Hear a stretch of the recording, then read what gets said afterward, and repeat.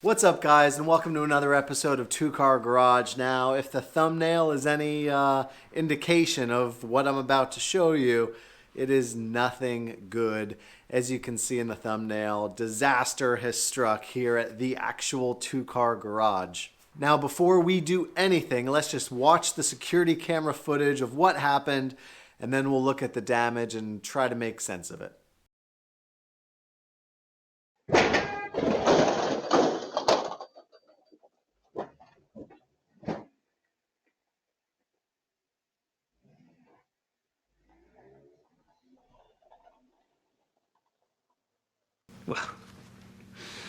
Excuse me.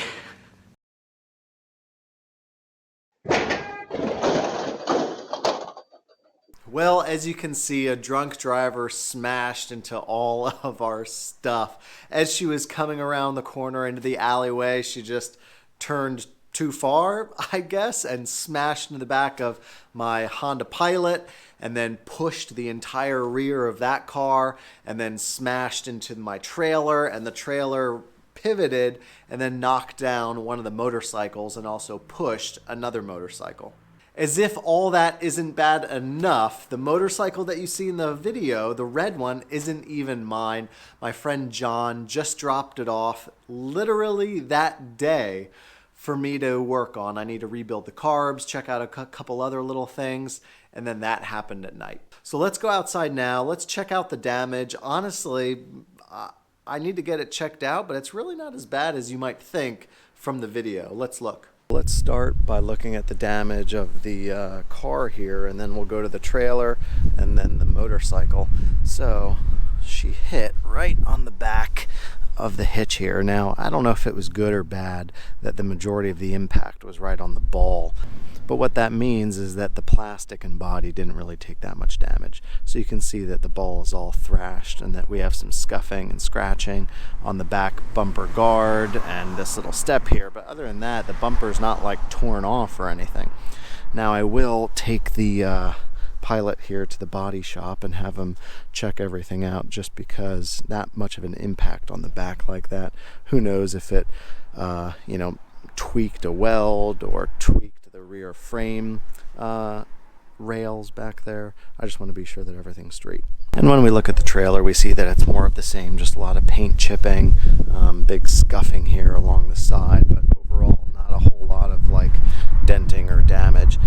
And then the trailer turned, smashed into the motorcycle, tipping it over, and then this front corner, or the back corner here, hit this motorcycle right in the front. And I can't show you what these motorcycles are yet, because these will be a future project. And I say these because there's one there, and there's sort of a half over there. So here's my buddy's 1991 Honda Nighthawk 250. Great little bike, you know, I mean, just for scooting around town and things, it's hard to beat the reliability of these twins with a single carb setup. Easy to ride, you're pretty much riding a bicycle. So when this knocked over, it came over to the right side, and you can see, first of all, we have this big ding on the tent, so that's sort of a whammy. Of course, as you might expect, the grip is messed up, and the throttle tube within that grip is chipped off as well. And then we have some mirror damage right there. We come down to the foot peg, and that's ground down off on that side. And sort of, I'm not sure why, but the most upsetting thing to me, I think, is this muffler here. You can see on the edge right here where it's all scuffed. Now, as you can tell, the bike's not in like amazingly cosmetic condition or anything, but for some reason that just gets me. And I think it's because this is all one piece, right? You can't just replace the muffler. You can see that it's welded from the factory, so you have to replace the entire piece as one. So it's actually really expensive to replace, and they were in such good condition, or at least the mufflers were. Sure, the downpipes are a little bit messed up, but they were in such good condition that it's sort of upsetting to see. And then, of course, also other, pretty easily expected things are some scuffing on the side turn signals, front and rear. This one's a little jacked up too. So overall, not a ton of damage or anything, but still lots of little things. So my buddy brought this bike into me for a couple of different reasons. First of all, it's running a little bit rough. A couple months ago, I replaced the clutch cable because that snapped, and I noticed a couple of things when I replaced the clutch cable, and it's just sort of been getting worse and worse. It's running pretty rough, hesitates a little bit right off the throttle, it idles kind of rough, and you can see the carb setup here from 1991. From the looks of it, it doesn't look like it's been touched in a really long time. So what I did was I just ordered a carb rebuild kit, and I'm just going to rebuild it. I know what you're thinking. You're thinking, hey, why don't you just pull it and clean it, right? Clean out the jets and you should be good to go. Well, you do enough of these and you realize that if the carb hasn't been touched in 15 years, when you pull the float bowl, the gasket's gonna rip, and then you have to order a gasket, and then you might as well just order the whole kit, right? So I've noticed that if you're gonna pull a carb, I like to just buy the kit ahead of time, use what I need from it, because you end up using more than you think, and then you're good to go. So I'm gonna rebuild the carb, and that should solve that little bit of running issue. So the other thing that you can see is the sticking starter button here. Take a look.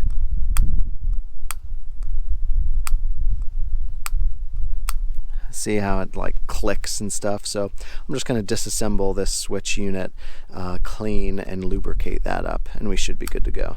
And lastly, you can't drop a bike hard on its side and not expect the handlebars to be a little bit twisted, and that is what happened on here. You can see how this side is bent down just a little bit more than that side, so we're going to have to go ahead and replace the handlebars while we're at it as well. So before we worry about all the little cosmetic stuff that got damaged from the accident that we may or may not replace in the future, let's just start doing what he brought it over here for in the first place, which is to rebuild the carb, fix the starter button, and then we'll kind of go from there. I didn't bore you with pulling the carb out and putting it in the ultrasonic cleaner, but last night I just pulled it out of the ultrasonic cleaner, and you can see the stripped down body of the carb, how nice it came out.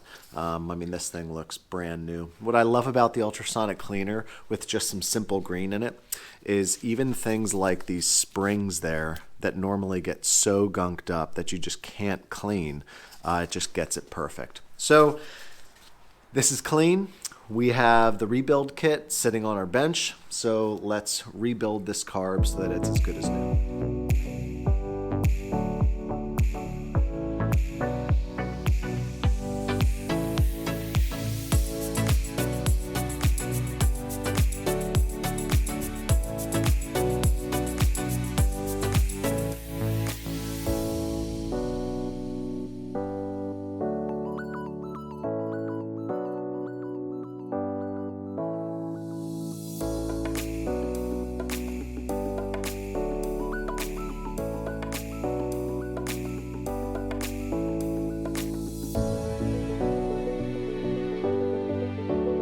Now it's time to make a gasket for the intake here where the carb attaches to the manifold.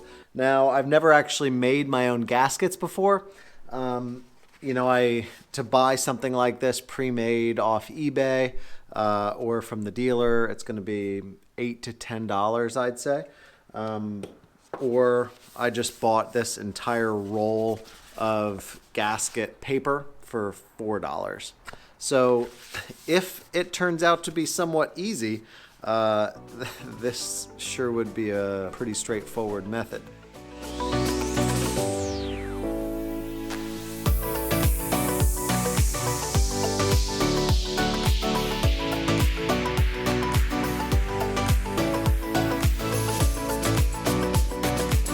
This turned out pretty nice, and I think it took all of maybe 5 or 10 minutes to make. And this would have been $8, maybe $10, but most importantly, it would have taken a week to get in the mail. And that's the kicker, right, when working on these old bikes. It's not necessarily how much stuff costs, because sure, they nickel and dime you to death, but you get used to just spending, $10, minimum on everything. The real kicker is time, right? Waiting for stuff to come in. So now, buying a sheet of gasket paper like that, and then in 5 minutes, you can make a nice gasket that'll work out great. Okay, now we're on to the push button switch, the starter switch. It's sticky. Let's see if we can fix that up, clean it and lubricate it with the bike still outside, not even really taking all that much apart. Let's see if we can fix it.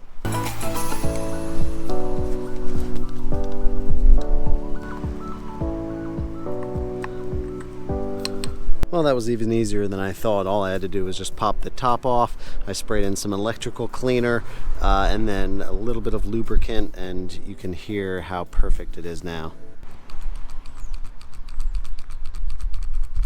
So that's a wrap for the push button. Like I said, doesn't really get much easier than that. Sometimes I'll take the win. For somebody who doesn't work on bikes, that is like a big annoying problem, like that sticky, horrible push button start. And with just a little bit of cleaning and a little bit of lubrication, it is good to go. I feel like maybe this series should be called like Two Car Garage, Beyond the Garage, or like Two Car Garage, Think Outside the Garage, because I haven't actually brought my friend's CB250 motorcycle in yet. Everything that I've been doing, I've just been doing out in the asphalt driveway, because honestly it's all like super easy. When I first started working on vintage bikes, I did it in the basement indoor parking garage of an apartment complex in the dark, like very low lighting. I pretty much just had like a small little spotlight, and I did like everything there, basically rebuilt the whole bike. So even outside in the asphalt is like Club Med compared to that. So I don't want to get too spoiled here with my lift and the nice lighting and stuff. It's good to get outside every once in a while. So the next thing we have to do is replace those twisted handlebars. I have a set of replacement bars here. Now you can buy the exact replacements from Honda for like $100, I think, which isn't all that bad compared to really good high quality like Supermoto bars and stuff. But you can also go a lot cheaper than that. So these are just your normal Bike Master standard handlebars that were like under $40. Now the only downside is that they don't have the exact same bend as the original. I looked at it and it's pretty close, but it's not the exact same. So my friend will have to, adjust a little bit to a new sort of hand position, but it's pretty darn close. And for the money, I think he'll get used to it pretty quick.